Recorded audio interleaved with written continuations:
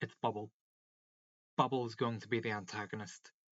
Now, I've had this joke theory rattling around in my mind for a while now, but it's only now that I've decided to make an actual video about it. Primarily since I didn't have this account until now.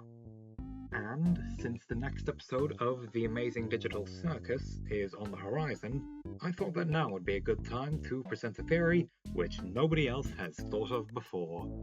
Nobody else. As stated a few moments ago, this theory did originally start out as a joke. However, over time, I had actually begun to find evidence that might support this theory. So here's what I found. To begin, Bubble is voiced by Gooseworks, who created the show. Now, that doesn't sound like much currently, but please bear with me.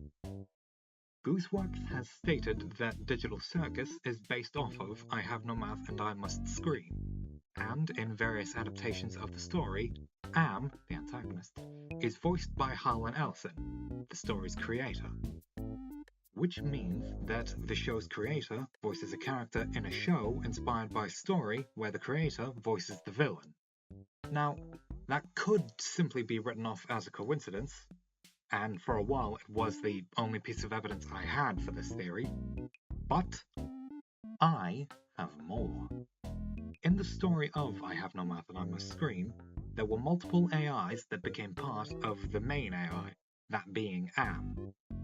Now, Bubble is also an AI, much like Kane, and since Kane was based on Am, that could leave the possibility that Bubble takes the role of the other AIs.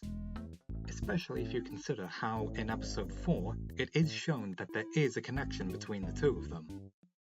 Continuing on from this, in the game adaptation of I Have No Mouth and I Must Scream, one of the endings involves the other AIs gaining control and further tormenting the humans. And as we have seen in the later episodes, Kane does begin to lose his cool as the cast begin turning more and more against him.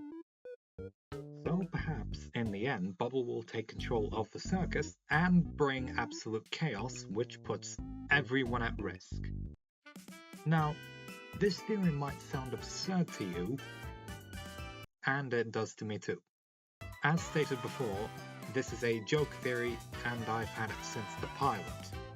And I don't really expect it to happen, nor do I really believe it. Of course, if it does wind up really happening, I will never let anyone live it down.